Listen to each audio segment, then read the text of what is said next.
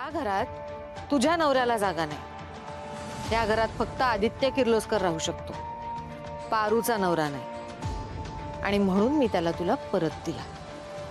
मी तरी तुमचा मुलगा म्हणूनच त्यांना इकडे पाठवलं होतं। तुम्हाला त्यांना इथे ठेवायचंच नव्हतं तर कशाबाई तुम्ही माझी परीक्षा बघितली? का मला हे असं वागायला भाग पाडलं तुम्ही? देवी आई, मी मनात सुद्धा कधी विचार केला नव्हता असं वागायचं, पण तुम्ही मला भाग पाडलं। आणि एवढं समजा झाल्यावर सुद्धा आदित्य सरांनी माझी बाजू घेतली। काय मिळालं तुम्हाला हे असं वागून? बोला ना देवी आई, तुम्ही का वागलात असं? तुझ्या कुठल्याही प्रश्नाचं उत्तर द्यायला मी बांधील नाहीये। थोडंसं आत्मपरीक्षण केलंस तर तुझ्या प्रश्नांची उत्तरं तुला मिळतील। आणि आता तू निघालीस तरी चालेल। आई,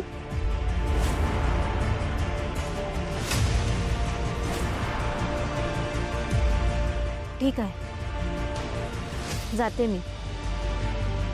पण या घराची रीत आहे ना, घरात आलेल्या सवाष्ण स्त्रीला हळदी कुंकू लावल्याशिवाय पाठवायचं नाही।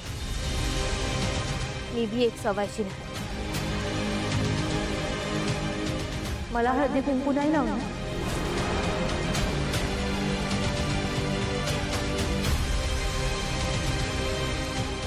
ही किर्लोस्कर घरच्या रीती परंपरा बदलल्या जातात।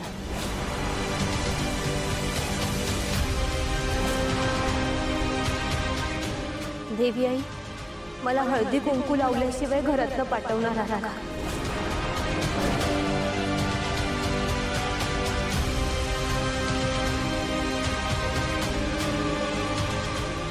प्रिया, पारूला हळद कुंकू लाव।